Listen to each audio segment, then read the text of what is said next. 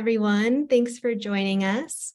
My name is Kaylee Isaacs. I'm the founder of the Awake Network, and I'm so happy that you're joining us today for this special live session with Dr. Rick Hanson.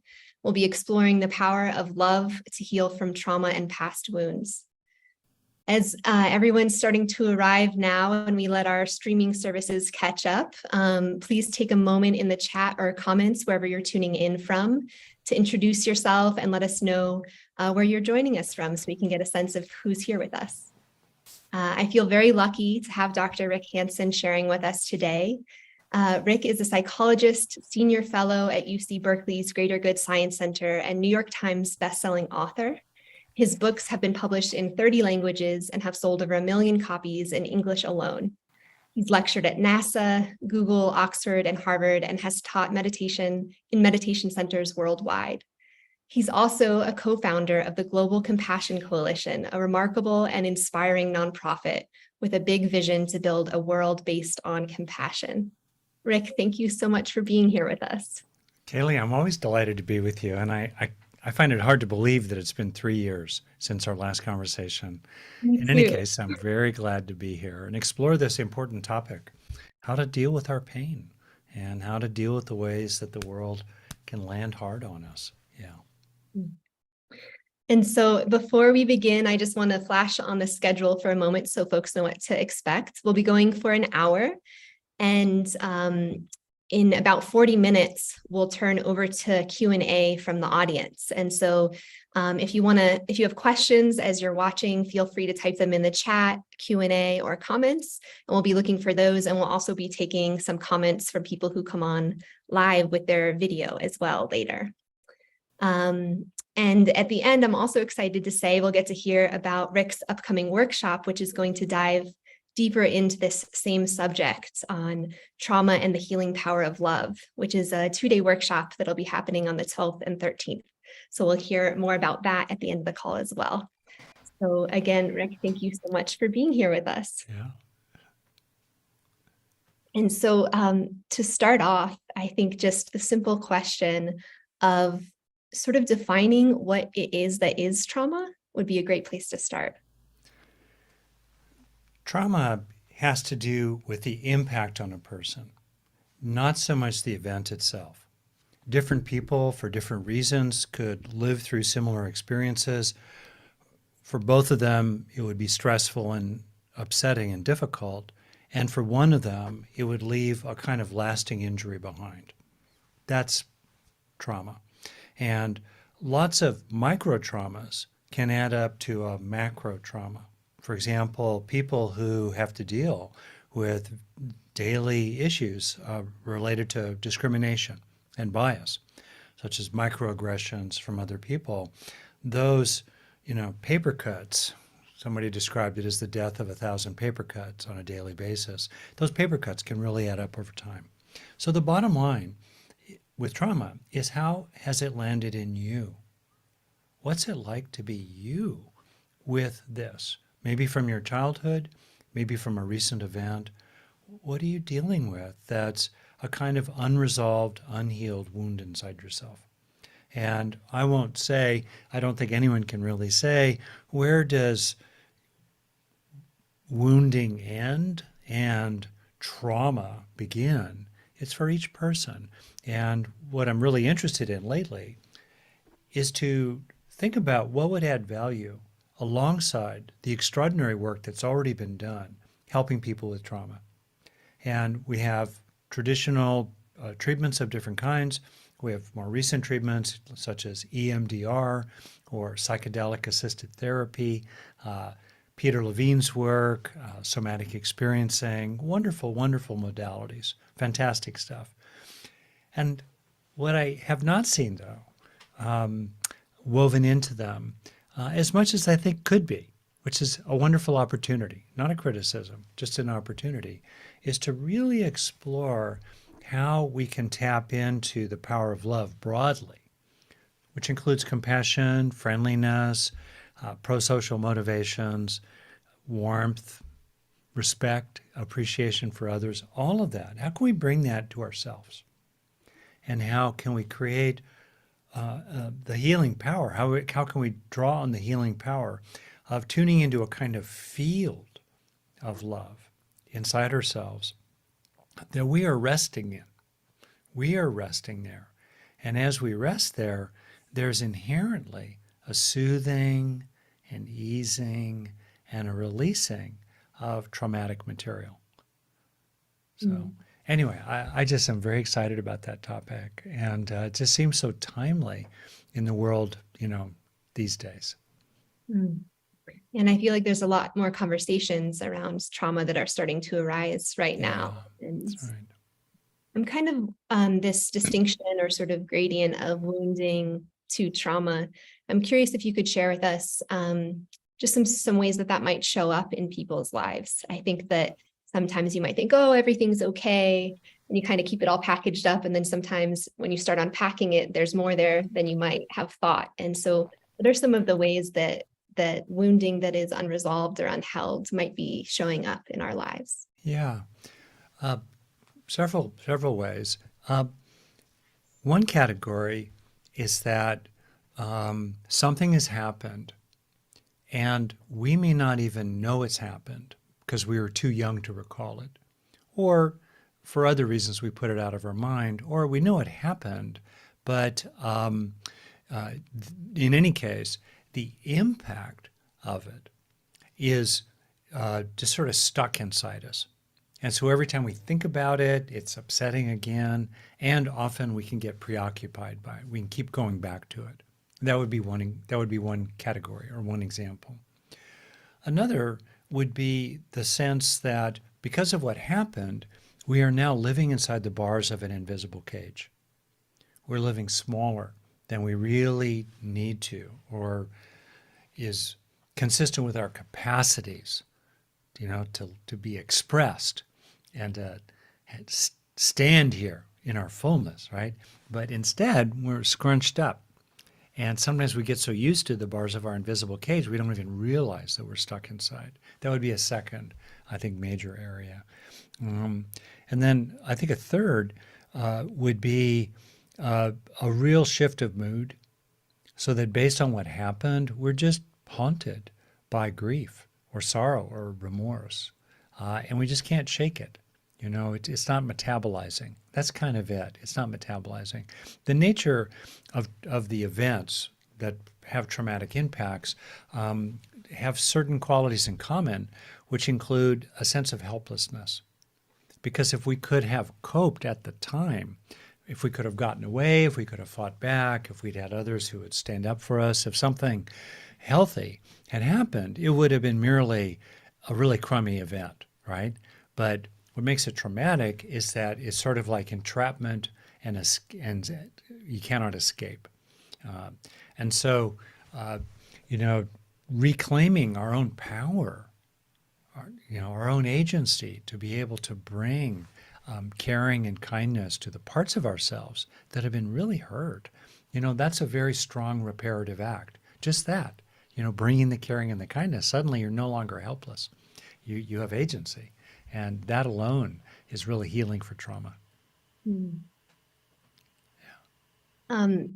When you're saying sort of like wounding or healing from trauma, I think there might be an assumption that sometimes that if you're experiencing that, you might feel hurt, or you might feel like you're in need of empowerment. And I just want to share sort of another perspective from my own experience, which is sometimes sort of going the opposite way of, oh, I can do everything, and feeling really strong, and that, I can take on anything and there's no problem. And I've noticed in my own experience that sometimes that's sort of covering up more vulnerable things that might be there, that might want to be felt, Yeah. being super strong. And so I'm wondering if you could talk to that side as well. Oh, I think that's really true. Sometimes what happens is we form a reaction, to being helpless or overwhelmed.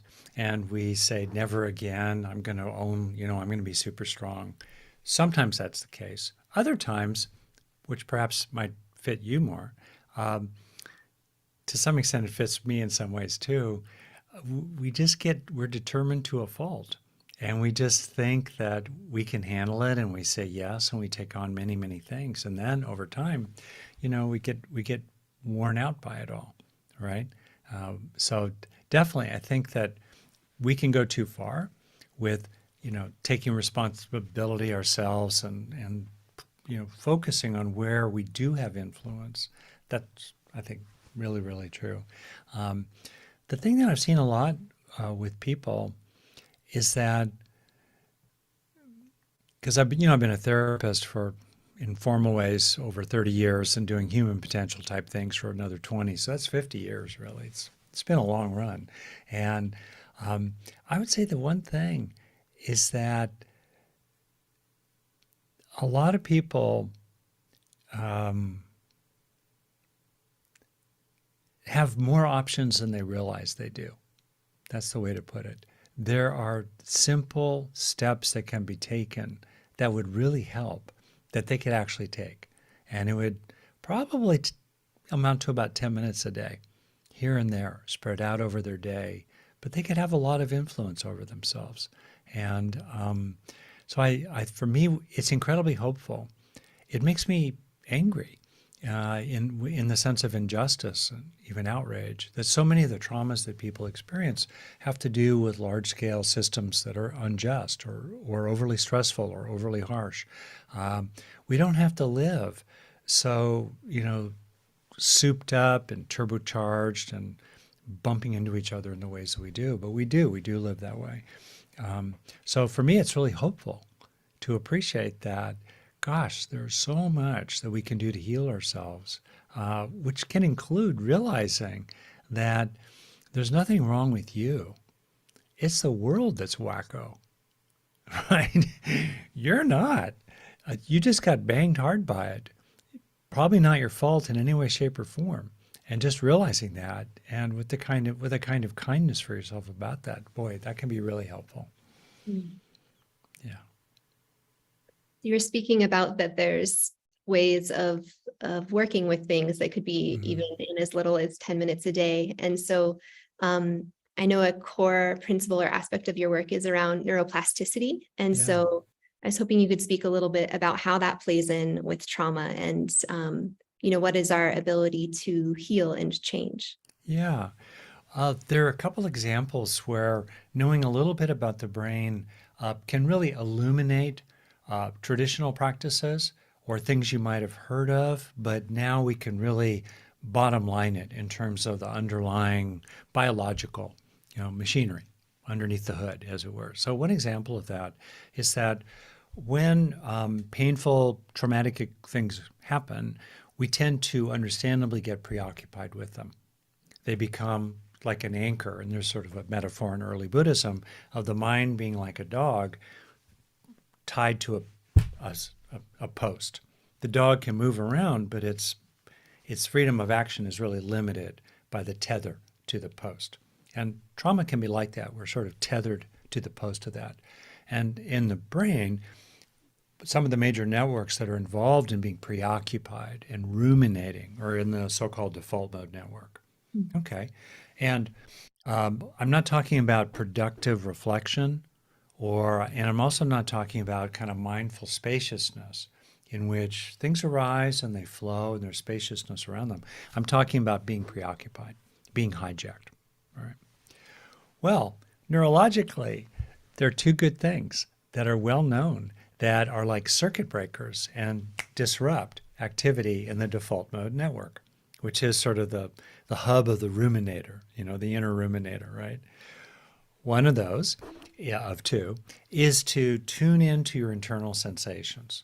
If it feels safe to do that, which is a question mark for some people who have been traumatized, but if you could tune in to the feeling of air flowing in, gently under your control, expanding your chest and then flowing out again, cool when it comes in, warm when it flows out, that right there, and people can experiment with this if they want, suddenly the inner chatterbox of the ruminator gets very quiet because to do interoception draws on a part of the brain called the insula. There are two on either side of the temporal lobes on the inside. And when you engage the insula, you come into the present And it reduces ruminating, kind of wandering mind. Right there. Second thing I love doing is to widen your view. As soon as you widen your view, whether it's literally like you just raise your eyes to the horizon line, look out the window, or you just get a sense of the volume of the room you're in, or you could even get a sense of your body as a whole, as a single whole with many sensations. Or you just imagine a bird's eye view, the 10,000 foot perspective on your life, your situation. As soon as you widen your view, that also reduces activity in the default mode network and related midline cortical networks. And suddenly now you're seeing the big picture. Also reduces inner chatter too, to just widen your view. Those are two little things that a person can do routinely. And maybe I'll just add a third in passing, right? So trauma, understandably, makes us scared. I mean, it's a threat. It's a threat. And if it could happen once, it could happen again, right? So it's understandable. People become hypervigilant. They become, always keyed up. And one of the useful things neurologically is to realize that most of the information coming into your brain and then gradually percolating upward into your mind, most of that information comes from inside your body. Wow. And most of the time, the information from your body to your brain, because your brain needs to know how your body's doing, because it's the primary regulator. It's the master regulator of your body.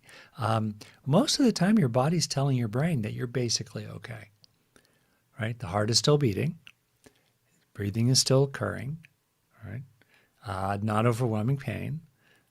Bodily functions are going on fine, usually. And so we have the opportunity then, repeatedly, just to check in and ask yourself, am I basically all right now? Basically. Could be better. I got it. Maybe a little pain around the edges, some irritability at a conversation with your partner, earlier in the day, but basically, are you okay? Well, if you're basically okay in the present, really, really let it sink in. Why not? And gradually over time, undermine what I call delusional anxiety, this kind of ongoing trickle of anxiety that makes us, nervous and uneasy and apprehensive and is unfounded.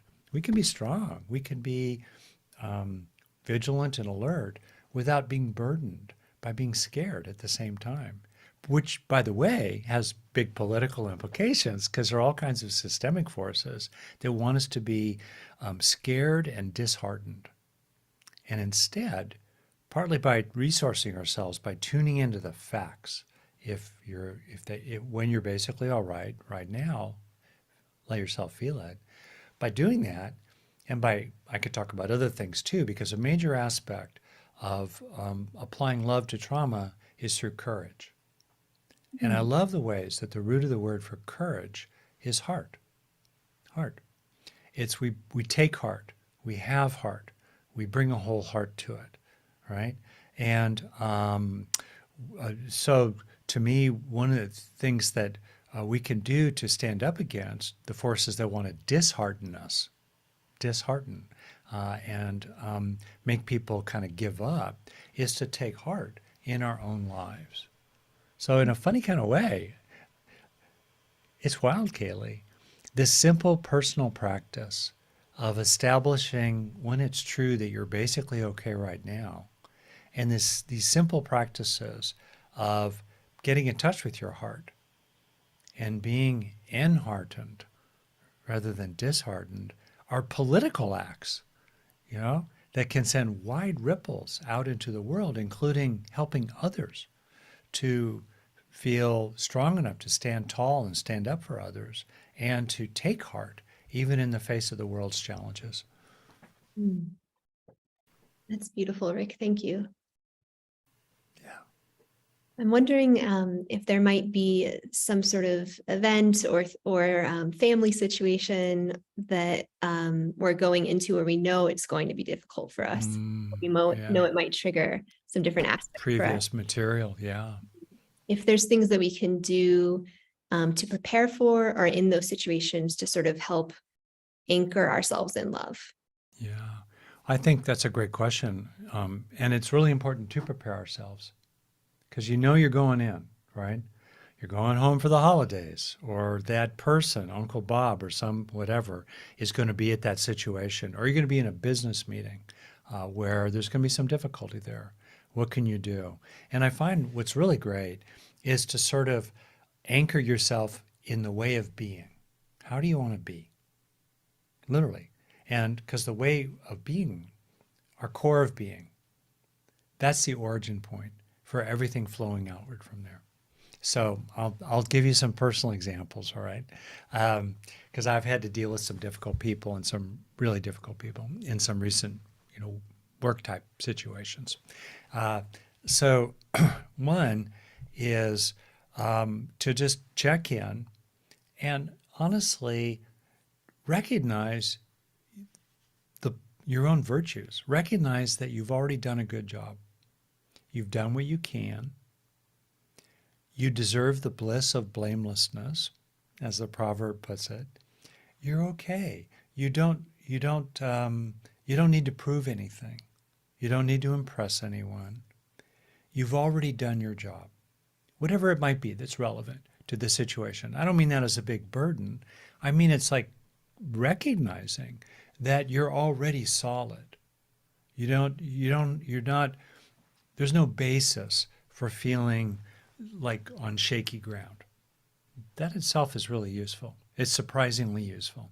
You've done your job, you've done enough, head high. Nothing to be ashamed of in the present. Okay, that's one. Another is to know what it feels like in your body to be in the zone. I'm already doing it. I'm already sitting up straighter. I'm like, yeah. And it's a little bit like leaning in, just to rather than being like, oh no, on your back foot, back footed, they put it. Instead, it's kind of like, hey, I'm here. I'm in my body. Shoulders relax and back, heart open, chest open, not ducking my head down. I'm not engaging the body language of primates like chimpanzees when they're subordinating themselves. It's this very shame. It's like being ashamed and curling over and subordinating yourself. No. So you're grounded in your body. What's that feel like? Take a few breaths. How do you want to be in your body? That's super helpful. Third is to just get out of the war with other people, the war inside your own head. We often come into these situations loaded for bear, like, rah, if they do that, I'm going to do this, and, or we come in and we're all aggrieved and just like, hey, get out of the war. That doesn't mean, for me, what helps to get out of the war is know where your real boundaries are. That's why I did those first two things, having to do basically with self-respect. But if you come in and you just realize that there are things you could do to do it, like they're suffering too, they're dealing with their shit.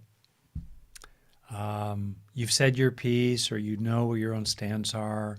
You just don't have to get into it with them. You're not there to get into it with them. Partly because the conditions are not ripe, usually, to get into it. It's a hostile environment, or it's not the time or the place. You don't have your allies with you. Just do that. And then I think fourth thing that's really practical is to anticipate different things and figure out what you'll do or say in advance. Not to feed the preoccupation, but rather to problem solve in advance. Right? So you walk in and, they tend to interrupt you a lot. And you just prepare a response that you practice. Like the first time they interrupt you, you just keep talking. And you remind yourself, don't stop talking when they interrupt you. Just keep talking. And maybe put your hand up, and you might say, I'm still talking. I'm going to finish in a minute. Hang on. You just prepare a response. You're just ready. Or you remind yourself, if they do something that's startling or shocking, you're going to slow it down, right, before you respond. Or you're going to prepare the response of just looking at them, kind of quizzically, not contemptuously, but like I see you, and Why are you being this way? You just prepared. So that can really help, because even to find the words, um, practice saying things sometimes that are not necessarily used to, like, oh, I don't believe that's true. Or, oh, you know, you can think that, but I know it's not true. Right? Or you just prepare certain statements. Okay, I'll stop right there. Those are 4 suggestions for practical trouble if you're about to go in. And then maybe last, give yourself a break, man. We're designed to be scared monkeys. So yeah, you see them and your heart starts pounding. That's normal. You're okay. There's actually research that if we kind of can accept our stress reactions, then we don't get so stressed. So you just kind of, and you might reframe it as, yeah, of course, I'm revving up to deal with a difficult person. That's okay. My heart's pounding. I feel kind of nervous. Yeah, it's okay. Uh, Mm. yeah, dignity, gravity. I think it's great to model people who are models for you of this way of being, firm in the face of difficulty. Uh, for me, someone that really stands out is Michelle Obama, for example, is an exemplar. There are other people who are not so famous in our lives that we can draw upon. And then you just think about, okay, I want to be like that. I want to be like that. All right. Thank you, Rick. Lots of helpful ones I'm going to try out. Okay, they work. They really do. And then when they do work, let it sink in. Yeah, go on.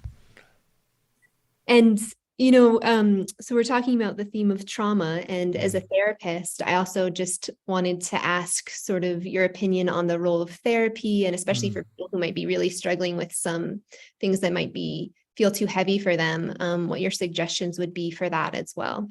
Yeah. Well, to be clear, like a lot of things, it's sort of appropriate to start with a level 1 uh, intervention, right? Which I mean, take a program through the Awake Network or one of my online programs. Read a book. Watch Brene Brown giving a TED Talk. Watch Michelle Obama. Read her book. These are level 1 interventions where we try things on our own. Talk with friends. Great. And if a level 1 intervention gets the job done, fantastic. Have a meditation practice of some kind, or a yoga practice, or walk the dog practice, whatever works for you. Great. But if it doesn't get the job done, you got to go to level 2. And often for trauma, particularly trauma in childhood, it's often really helpful to work with a skillful person or in a skillful framework in which you're trying things on your own, but in a framework like somatic experiencing. And therapy is expensive. The mental health care system in America sucks compared to that of in the Western democracies, certainly, besides us. So you just do the best you can. It's important to find people that can be good and are helpful, but definitely, we're hunter-gatherers. We're not designed to face our pain alone. We're designed to face it with others. And so I think finding someone you can work with is a good thing. And there are proven methods that are quite helpful. Okay. Yeah. Thank you, Rick.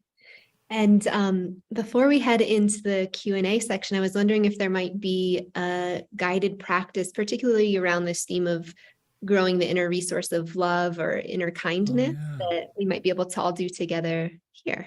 Oh, that'd be lovely. Maybe 5 minutes or so. Be great. That'd be great. Yeah. Thank you for inviting me. So I'll start it off here. And as with any practice, find what's helpful for you in whatever I suggest. And let's begin. So if you're okay with it, for starters, take a look around wherever you are and help it sink in that you're actually okay right now where you are.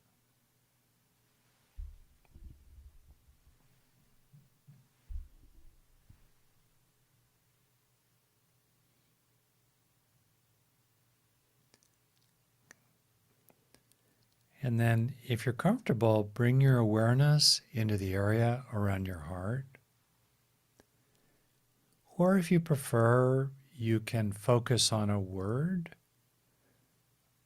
or a mantra, word like love or it's okay.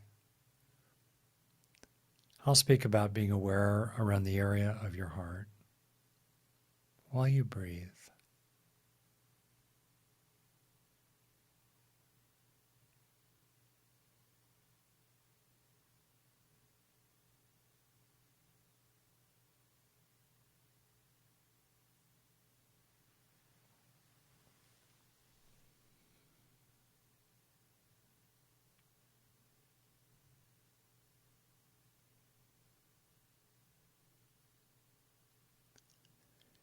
And then bring to mind someone you care about.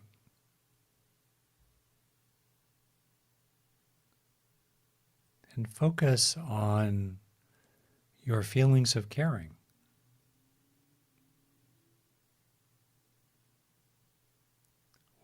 Such as wishing them well,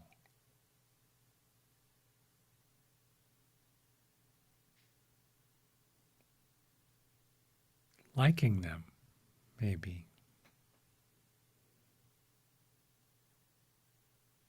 appreciating them.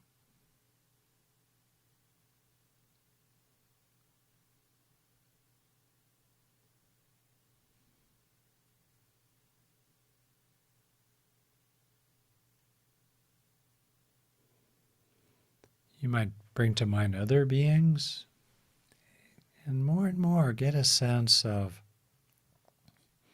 resting in a kind of lovingness. It might feel subtle, it's okay. The heart is opening, and a lovingness, a benevolence, a simple decency and caringness for others is radiating out from you.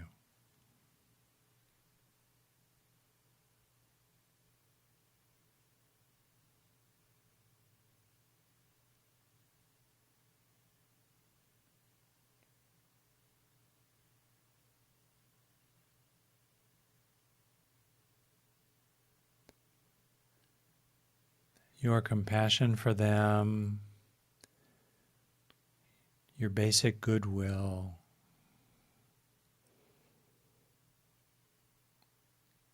your warmth is unconditional.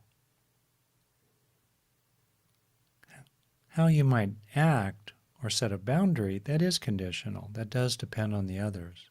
But your fundamental stance of goodness and good-heartedness is not conditional. Get a sense of this. It's like a field radiating outward from you, grounded in your fundamental intentions for how to be in the world. It's a field of warm-heartedness that others move through.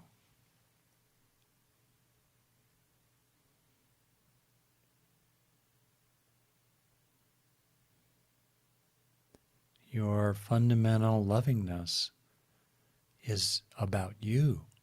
It's not about them. And there's tremendous freedom in that.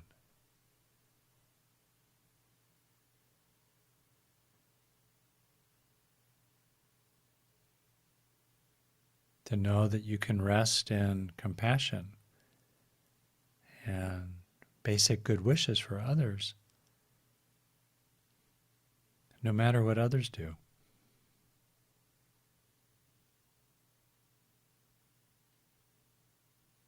See if you can get a feeling for this as we finish up here.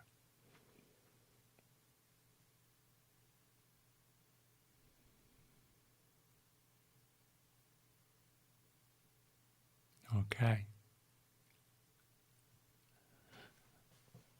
Thank you, Rick. I quite enjoyed that. I know our own goodness does not depend on others. Mm. And what helps us sustain this paradoxically, is to have a good sense of personal autonomy, and that you can stand up for yourself, you can be on your own side, you can set boundaries. Fences make for good neighbors, as a proverb puts it. And knowing that can allow you to really open your heart and lower your guard. Yeah. Thank you, Rick. And we'll be moving to take some questions from the audience who's joining live on Zoom. And so Yay. I'm going to explain how to do that. We have some written questions coming in, so we'll take a written question in a moment. But for anyone that would like to come on and ask your question live with your video and audio enabled, go ahead and write your question in the Q&A function at the bottom of the screen. That's different than the chat function, and write live in all bold letters, all uppercase, so that we know that you want to come on. And write your question and where you're tuning in from. And then if we choose your question, you'll hear us call your name in just a few minutes. So please be ready to hear that. If you hear your name, then you'll be asked to turn on your camera and microphone. So as people are starting to write in their questions, let's begin with one from Donnie. So Donnie has written in, feeling was never simply a state of submission, but always a state of construction, from the Empathy Exams by Leslie Jameson. So the story we tell ourselves about our suffering is partly something we've constructed. I don't want to pile self-blame on top of the suffering, but how to take responsibility for our acts of construction while also being self-compassionate. That's a deep question. So one part to it is that we do construct the meaning of what happened. Now, that construction is, of course, influenced by many forces outside ourselves. So taking a look at the story, the narrative we've told, and really considering whether there's a more appropriate narrative, one that's more accurate and takes into account the whole of what happened, that can be really, really helpful for people. And in the narrative can really emphasize the ways in which we were strong, we did survive, we did act in moral, just, worthy ways, emphasizing those parts. People did come through for us who did come through for us. That's certainly really, really helpful. That's really true. Now, alongside that narrative, which tends to be fairly cognitive, although there may be some nonverbal imagery involved in it, like do we see ourselves as big or small, integrated or shattered, things like that. But alongside the narrative aspect is typically a lot of sensation, in the body. The classic book, from Bessel van der Kolk on trauma, The Body Keeps the Score. And paying attention to emotion and embodiment is really important alongside narrative. Another one is paying attention to desire. What were the desires and needs that were thwarted by the trauma? Understandable ones like needs for safety. And how could a person reclaim those needs and longings, yearnings and dreams, and pursue them again today? That's a big point I'm just making right here. Okay. Yeah. Okay. And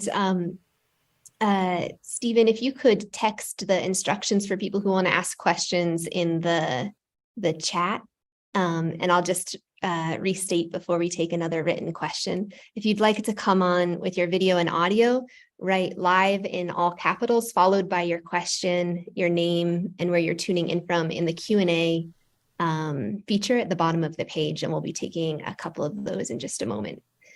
And as we're waiting for that, we have a question from Shannon. Hi, Rick. Thank you so much for your work and the accessible way you share it. My question is, do you work in collaboration with your colleague, Dacher Keltner at the Greater Good Center? I recently heard him on a podcast sharing info on awe, really fascinating. How do you find awe and love complement one another and serve trauma healing? Thank you. Oh, what beautiful question. Yeah, I have great respect for Dacker. He founded the Greater Good Science Center, where I'm a senior fellow, and there's definitely a friendship between us. Um, Awe is really interesting because one thing that's great about awe and also love, the nature of trauma is to contract us and to kind of glue us to an event or a time or an experience, right? Both awe and love do the opposite. They free us from any particular stimulus and they open us out into the widest possible frame. Now, we could love a particular person, but love as love in its nature, it's omnidirectional. When we're really rested in love coming from us and us coming from love. So the two together are great. And it's so interesting as well that with awe, like I said, it very often has to do with widening the view, where we're taking in the larger frame. And so that definitely is real. And I find that when people do take in that larger frame, their heart tends to open naturally. There you are, just think of it, by the beach, in a forest, maybe looking up at the stars. You start having a sense of just vastness. Doesn't it also happen in the midst of that your heart kind of opens? It's really hard to be kind of like prunish and resentful and contracted, right? When you're in the middle, while you're being awestruck, right? Doesn't go together. Yeah, great. All right, more. Bring it. I love this. Okay. Let's see. It looks like we have a live question coming in Great. from Bernadette Leah Carlton. So Bernadette, you should be seeing a request to turn on your video and audio in just a moment. And if you could click yes, then you should be on with us soon. Let me slip a quick point in really fast, which is simply when we are having the experiences, the ways of being that we value, slow down for a breath or two. Feel it in your body. Notice what feels good about it. These are neuroplastic factors of lasting learning. Let it land. It's kind of like when the big question in a sense is, who are we becoming? Now, maybe who we are becoming is who we've always been in true nature, underneath it all along, but what's becoming is the uncovering of that true nature. And so we want to help ourselves become increasingly stable in who we want to be, which means that we're encouraging various qualities to become increasingly stable in us, to become established in us, to dwell inside us. So there's an opening to these, not as a spiritual bypass, not trying to resist what we feel, but out of a kindness to ourselves and a kind of pragmatism that recognizes, it's important for me to walk away from and let go of that old pain and to establish myself in new ways of being. That's really important for me. That will help the world. I have the right to do that, stabilize new ways of being. And that's an incredibly important way to not waste the good experiences you're having, and to claim to yourself the right, like the Buddha did in the Night of Awakening, and on the earth, you have the right to be here. You have the right to who you are becoming, and you can help yourself to stabilize it. Okay, Bernadette, sorry I blathered on there. No, I am grateful to be here and ask my question. Yeah. I have been in over 3 years in a healing process, which has brought to me most profoundly body sensations and pain. I've done a lot of research. I have researched that I find that my body has what I've termed adrenaline dumps whenever I go into the fight flight mode. So this is continuous, and it seems to be a repeat of the traumas that I experienced from very early childhood and on that were continuous. Yeah.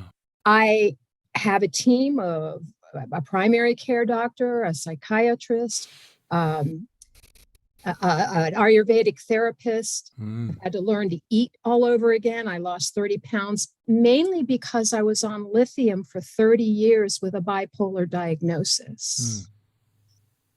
The last thing I'll say here is my kidneys were damaged, so I decided to go off the lithium. Now, as far as I know, I can't believe I'm the only person who's ever done that after mm, 30 years, but I feel so alone and isolated. And I've been doing all of the things that you've said. I've been doing polyvagal exercises. I pray. Um, and then there are the days. I mean, I've done a lot of inner child work. So I've mm. actually gone back to look at my traumas and Yeah. journal about them and heal from them. Mm, I've studied, and in each phase over these past 3 years, I would work with someone via video or audio, mm, such as Matt Kahn, mm. who led us through attributes that we move through our body. Everything's been through my body. Yeah. So what's your And I believe question in all my, this? Yeah. well, No, it's I'm an, really important what you're saying. I say that out of respect, Bernadette, yes, because you've gone after it. Wow. I Yeah. have. I've listened to your audios on the Yeah. neurobiology and the neuroplasticity, and I started Yeah. those meditations before let go of the lithium. So everything's been a real connected process. Um, I would love to know where I can get support. I guess I'm looking at validation right now. That's what I'm Yeah. looking at. Because I've done a lot of this work on my own. Um, I I have a have a couple of lot. comments if I follow Yeah. you right. Yeah. Yes. So first off, so I speak as a longtime clinician and also a person who's had his own stuff to work through. First question is the person, in this case you, really engaging reasonable practices, reasonably skillfully, reasonably diligently? And in your case, it's a giant yes. Check that box, and really appreciate the efforts you've made. Uh, Part one, okay, and then part two. If a person has made those kind of efforts and there's still, a significant amount of whatever that you're still dealing with, then we have to look around for stones unturned. What else might be the case? So now in your case, I've heard a lot of stuff already. Yes. I could say, well, have you tried EMDR, or have you played around with functional medicine? But these are kind of suggestions at the margins because you really have done a ton. Okay. Which Yes. then brings me to my kind of question suggestion here. Okay. The, the painful fact is let's say we break our leg badly, and yeah, it gets repaired, but we always are going to have a trick knee, or we're always going to walk with a limp. I, you know, I think so, I think that's true psychologically, and it's just true. We're just Oh, affected, and I don't mean that in any doom or gloom way. I mean that in a way where we realize we need to live with this thing, whatever it is, and it's not our fault. So I think I, that's, go on. I'm sorry. I've got one more piece to add to this. Yeah. About 2 years into my over 3 year process, Mm-hmm. I was called back into what I call the belly of the beast, Yeah. where my mother is 91 and a half, and I've been caregiving for her. So Mm. the belly of the beast is I'm walking into that circumstance Yeah. that triggers me every single time Yeah. I go there. And I Yeah. haven't quite, I do that from a place of love and Mm. clarity. I ground myself before Yeah. I go there, but inevitably there's a trigger that just goes Yeah. right through me. Yeah. Okay, I got it. So Yeah. where I'm going here, and I'll try to say this to be of general use to other people. So I'm naming, resource yourself to the scale of the issue. Most of us are under-resourced. You have resourced yourself. You have done that. Check that box. Second, realize that we are vulnerable big monkeys, and we're designed to learn from our pain. which means to be sensitized by it. And so it's not a fault. It's not a fault at all. It's almost impersonal that this stuff still arises in you. It's understandable. It's kind of like every time a hammer would drop on your foot, it would hurt. Every time you walk back into the belly of the beast, it's going to get stirred up again. And appreciating that is actually really helpful, which then takes me to my real suggestion here. Especially under any conditions, but especially if we've tried all kinds of other stuff, what's really useful is to go out to the widest possible frame. Mm. And this is something Kaylee knows well and teaches about, where we just go, what's the field or ground or container of this reactivation, this upset, right? Is there a level inside your being you can be aware of that's kind of impersonal? It's wakeful.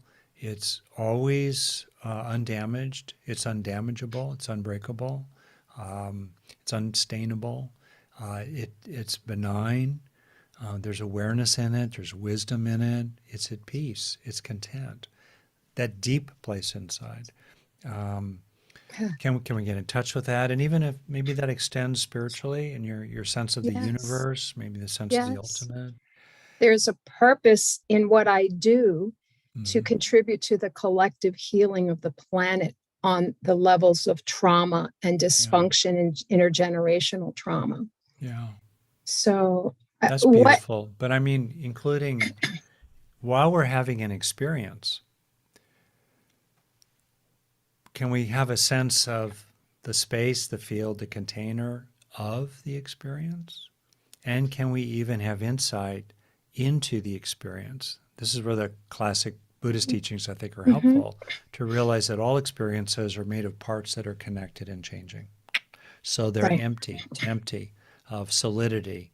And, you know, that way of relating to experiences, you've done a tremendous amount of skillful work on altering the flotsam and jetsam in your stream of consciousness. Maybe you've gotten, I'm sure that's been helpful in a lot of ways, but there's still some old tires and tennis shoes and, smelly feet, I don't know, rolling down the stream.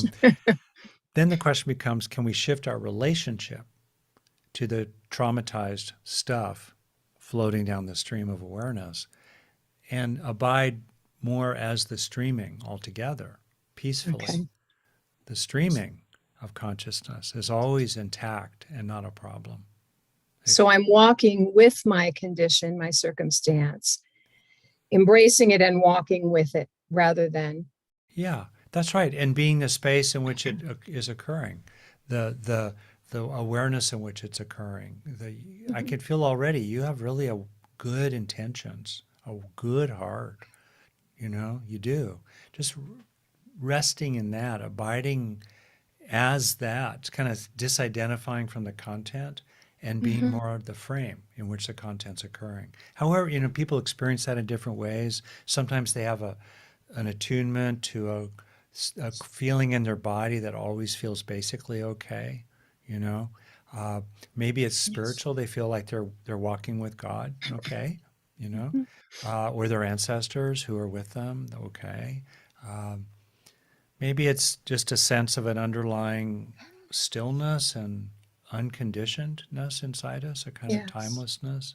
Whatever it is, because you've worked the content a ton already. I would really I got to finish here. Maybe there's another question or we're wrapping up. But I would highlight this, what I'm saying. Yeah.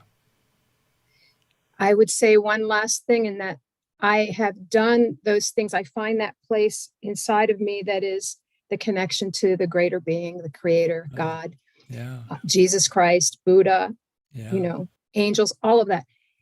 Well, I guess right now my work is to try to maintain that more than falling back into the default, if you will, or the old pattern. And that's the challenge I'm facing now. But the continuity of it. Yeah, there had to be all that history in order to understand the context. So I thank you for your time, and thank you for everyone for letting me share that, because it's a long story. Well, thank you. Thank you so much. Thank you, bounce Bernadette. back.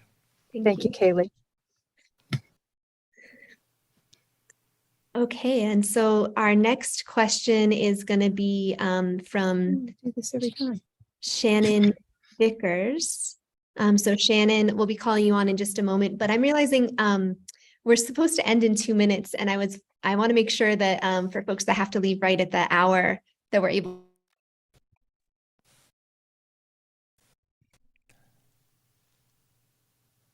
Hello. Hi. I think Kaylee got booted off. They've had some tech issues. Why don't I do you mind just stay here? I'm going to say a word or three about this workshop I'm doing, okay? Please, So please. this is Saturday, Sunday morning live, August 12th and 13th. And basically, I'm going to really focus on bringing what we're talking about to painful experiences and traumatic ones. So for sure, it's reasonably priced. We have scholarships for people in need. We give you a money-back guarantee. It's going to be a really cool, powerful workshop, and one that I'm thoroughly psyched about. I'm not going to try to invent a new method for dealing with trauma. We're going to be exploring, what happens when you bring the heart into this territory for yourself, which also has, beneficial effects often with other people. So that's what that workshop's about. And Kaylee will tell the world about it, I'm sure. Thank you so much, Rick. I don't know what happened. I got cut off right Yeah. as I was speaking. So, Stephen, if you're still on, if you'd be able to, we'll chat in the chat so everyone can have access. Link to that workshop for the folks that want to sign up. And I recommend clicking on it or saving the link because it will disappear after this webinar closes. And we'll be putting the recording to this session as well on the page that you access the email. So about 10 minutes after the call, you'll see the link there as well. And if you're watching the recording, there should be a button right below the video. And then also, I spoke with Stephanie, who works with Rick before, and we're actually able to offer a discount to the Awake Network folks that are watching for the workshop. And so the workshop's very affordable already, I believe, and it has $100 off right now until the end of the week for early bird special. And when you use the coupon code AWAKE50, so that's awake in all caps, the number 50, you'll get an additional $50 off for $150 off. So that'll be on the 12th and 13th, really going deeper into the subject with Rick. For anyone that's interested, I encourage you to check it out. And thanks so much for sharing a little bit about your intention with it, Rick. That's great.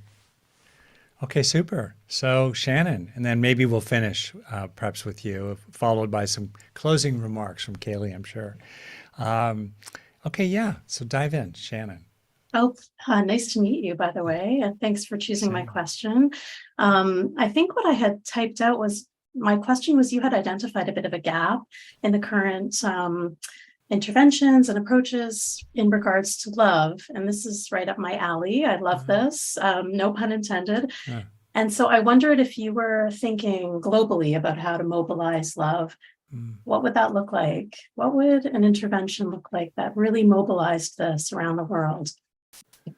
Please and thanks. Well, first off, to be clear, I have great respect for the people who've developed trauma therapies and people who teach them and research them and do them. So it's certainly in a context of that respect that it just struck me that even though things like self-compassion do tend to be talked about in many trauma approaches, it just struck me that there was an opportunity here to really highlight, like you're highlighting, the power of a kind of unconditional lovingness applied to oneself, to sort of cleanse and clear and soothe and replace and get underneath that traumatic stuff. Okay.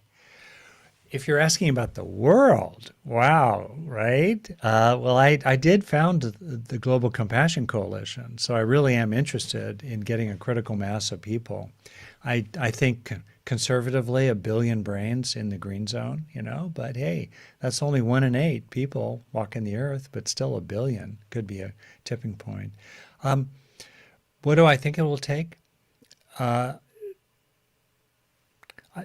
My blunt answer is that I would love to see people personally committing and being recognizable as committing to what I call the 3 Ps, briefly. Pledge, practice, and policy. What do I mean? I mean, wouldn't it be great if we could just, first of all, if people took a personal pledge to be fundamentally decent today, to recover as quickly as we can from, angry, vengeful upsets, to let it go when we can, to operate in a loving and decent way, right? And for me, my personal pledge is to tell the truth, be fair, and have compassion. Which I think are the 3 foundations of any healthy relationship, in whatever language a person uses, however they term it. Okay? So take a pledge, right? And wouldn't it be great if we could recognize other people who really were a stand for something in a really solid way, like to tell the truth and to play fair and to have compassion? It would transform American politics if every member of Congress or the 535 senators and congresspeople took that pledge and actually acted from it. Wouldn't that be remarkable? 535 people. If all of them, or if just most of them did that, it would change the course of history. It'd be great. 'Cause suddenly they'd start acting differently and passing different laws and functioning for the sake of the greater good, not just, the good of the few.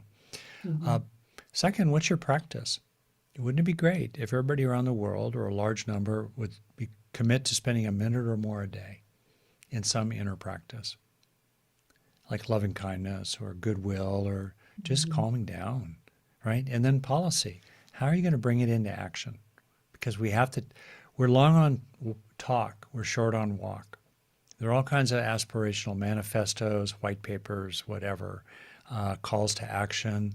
The world is still stably shitty for most people. It's true. Yeah. So we need to bring it into action. We need to bring our pledge and our practice into our conduct with others. We need to, if we have leadership roles, help our companies, our organizations, our departments to operate in more compassionate, pro-social ways with our own people and with others. We need to bring it into action. We need to join with others as well at a scale that's big enough to make a difference. So that would be right off the top my 3 Ps to, if a large number of people were willing to do that, it'd be great. And I am interested in seeding a movement to do that. What's interesting is that there really are an extraordinary number of positive, transformational initiatives around the world, like toward an ecological civilization or the well-being economy, or a just world. Like, people are really doing it. It's fantastic. The problem is they're not banding together at a scale that actually produces action, transformational action. That would, for example, stop dumping carbon into the sky, or, for example, would make sure that no child dies due to hunger instead of the 10,000 a day who do currently, right? So that's what we need. We need people to come together at a scale and to be able to recognize each other and then make a difference. And that's what we're trying to do in the Global Compassion Coalition. And people are really invited to check that out. Well, that's my muttering here. What do you think? I appreciate everything you shared, and I just got off of a road trip essentially, and came in and checked my computer and popped into this amazing Zoom. So thank you. Okay, good. Pledge, one practice, of the things, and policy. That's the third P. Thank you. Yeah. I'm going to write that down. Yeah. One of the things that your colleague, Dr. Keltner, I hope I'm saying that right, mentioned on the podcast with Dr. Doty, it might have actually been Dr. Doty's thinking around this, and I have a screenshot of the podcast and the timestamp because I was so moved by this, but he said, we have to be reminded that we need one another, around the world, that we actually need each other. So I think that might be part of the amazing framework that you've just laid out. I'm going to keep thinking about these things because I'm an educator as well, and I think they matter, right? Yeah. Mentorship for our students, for our field, looking up to people that are ahead of us in these areas, as I'm doing right now. So Thank Yeah. you so much. That's great. Thank you. Thank you. Thanks to Kaylee for hosting this. Yeah, thank you for having me on. Thank you, Shannon. Thank you.